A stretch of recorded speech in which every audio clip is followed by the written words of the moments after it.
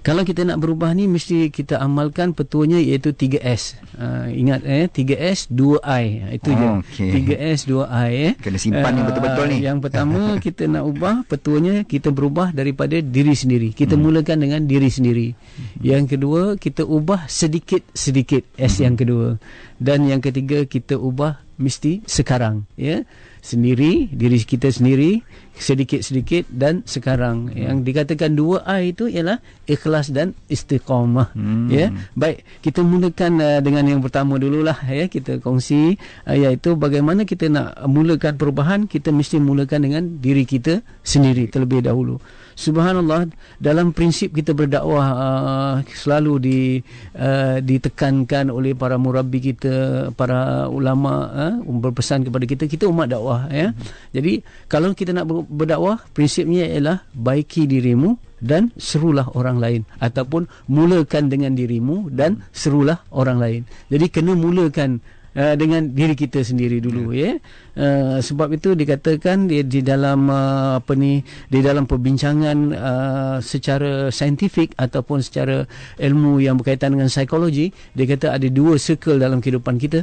Satu yang dikata circle of influence, iaitu yang kita boleh kawal. Satu circle of concern kita, suatu yang berada di luar diri kita yang kita tidak boleh kawal. Jadi untuk berjaya di dalam kita mengubah diri kita, hendaklah kita fokus pada circle of influence kita, iaitu diri kita sendirilah. Pemikiran kita, rasa hati kita, amalan perbuatan kita, diri kita sendirilah. Jangan kita duduk berada di circle of concern kita, iaitu di luar diri kita yang kita tidak boleh kawal, ya. Kita tidak boleh kawal, misal kata kesatkan lalu lintas, tapi apa yang kita boleh kawal ialah diri kita supaya tidak sesak juga, seperti mana sesaknya lalu lintas di luar, ya. Begitu, selalunya kita fokus pada diri kita. Subhanallah, apabila kita mengubah diri kita, barulah keupayaan kita, kuasa kita, influence ataupun pengaruh kita untuk mengubah orang lain menjadi besar. Ya, rupa-rupanya orang pemimpin yang ada pengaruh ni, sebelum dia berjaya mengubah orang lain, dia berjaya dulu mengubah dirinya sendiri. Sebab tu kita jangan terbalik. Selalunya dalam hidup kita ni, kadang-kadang hidup kita ni jadi tension, jadi tertekan, jadi marah, jadi kecewa, jadi putus asa, sebab kita duduk di circle of tadi concern kita. Kita duduk selalu di circle ataupun di lingkungan yang kita tak boleh kawal. Kita nak kawal orang lain, kita nak ubah orang lain, kita nak fikirkan sesuatu yang memang tak terdaya kita nak mengubahnya, ya. Jadi sepatutnya untuk jadi tenang, untuk kita jadi rasa lapang, dan juga kita harmoni dalam hidup kita, ialah pertama kita kena fikirkan bagaimana nak mengubah diri kita sendiri, ya. Senang atau mudah, ataupun sukar atau payah, ya. Jadi saya saja untuk kita berfikir, ya. Sebenarnya untuk mengubah diri kita bukan senang, ya. Bukan mudah, sukar dan payah, ya. Tetapi walaupun mengubah diri kita sukar dan payah, itu lebih senang dan mudah berbanding kita nak mengubah orang lain. Betul, ya.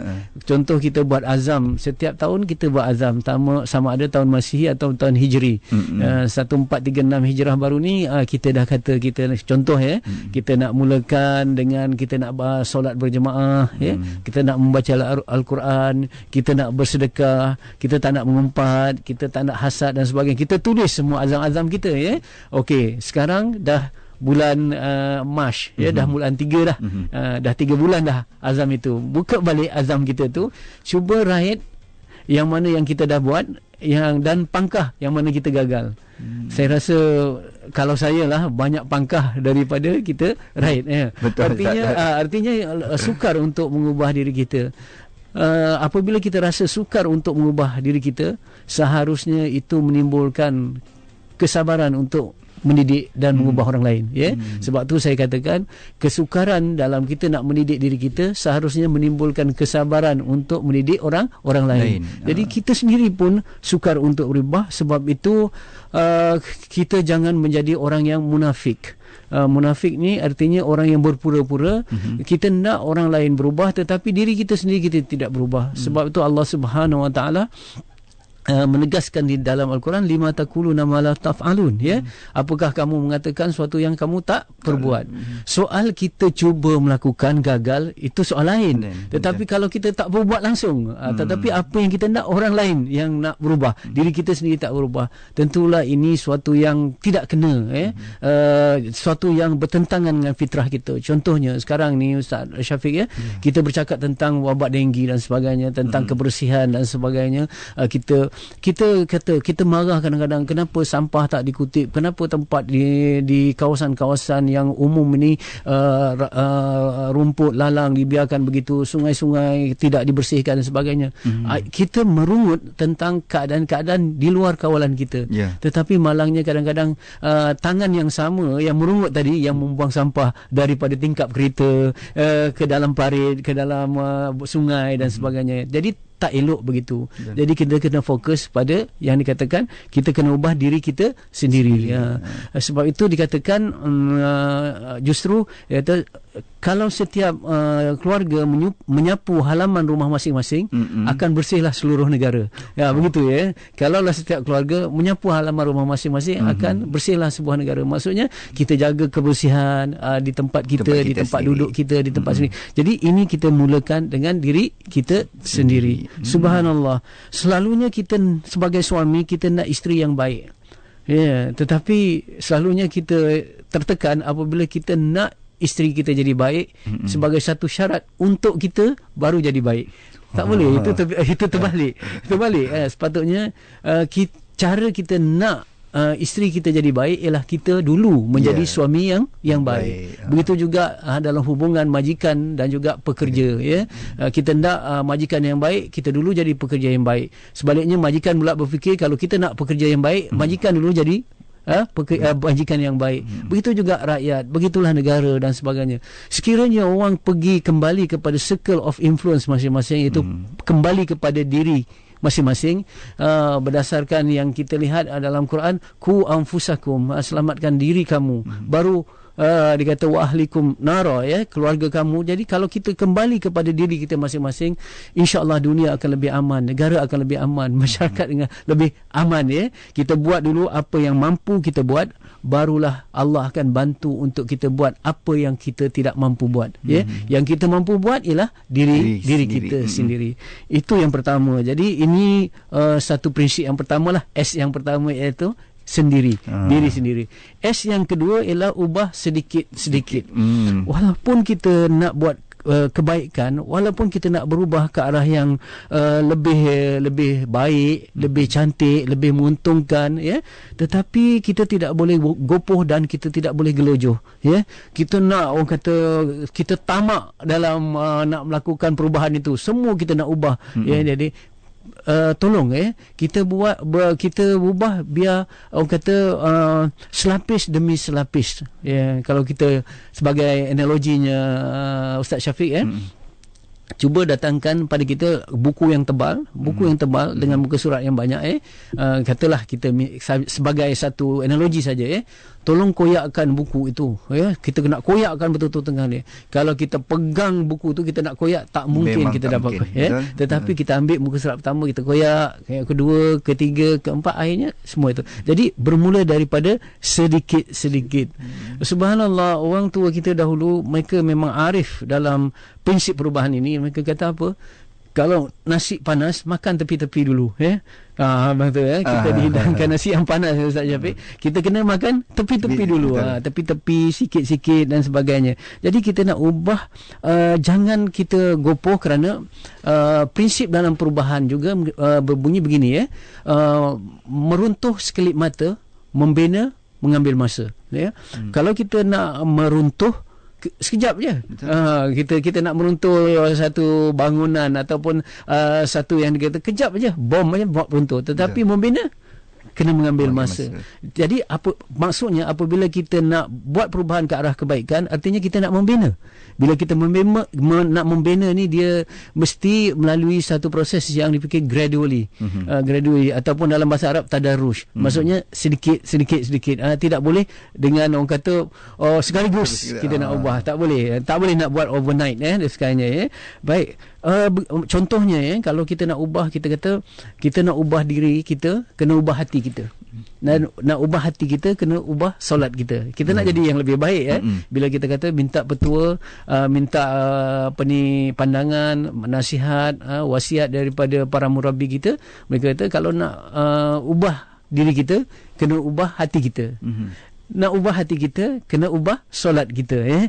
Jadi bila kita nak ubah solat, terus dalam keadaan gopoh, dalam keadaan yang orang kata begitu semangat, kita solat tahajud, kita solat duha, semua yang sunat-sunat kita pulun. Semua yang sunat-sunat kita buat. Tetapi tak sampai seminggu 2 minggu kita dah letih. Jadi sebenarnya kalau kita nak ubah diri kita, nak ubah hati kita melalui solat kita, kena berubah sikit-sikit. Iaitu pertama, kita ubah dulu solat-solat wajib dulu.